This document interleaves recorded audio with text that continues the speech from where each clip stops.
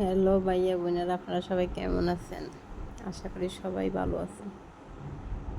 আজ পার্কে চলে আসলাম।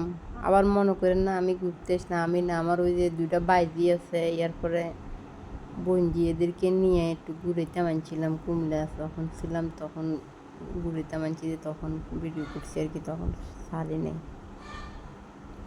আপনারা আমার ভিডিওটা লাইক কমেন্ট শেয়ার দিয়ে সবাইকে দিয়েন, দেখার সুযোগ করে দিয়েন। আপনাদের জন্য ভিডিও বানাতাম, মানে আমি এখনও ঠিক মতন বানাইতে পারি না, বানামো আস্তে আস্তে। আপনারা যদি আমার লাইক কমেন্ট শেয়ার দেন, তো উৎসাহ দিয়েন, যাতে আমি ভিডিওটা আপনাদের মাঝে পাঠাইতে পারি, মানে ভিডিওগুলো করতে পারি। আমার কথাতে আবার কিছু মনে করেন না কেউ।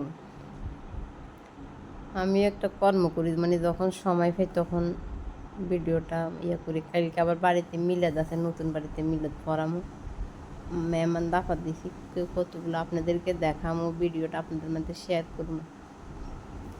মানে নতুন বাড়ির জন্য কিছু মানুষ পেয়েছি, নতুন বাড়িতে আসছি, এখনও মিলাদ পড়ায়নি।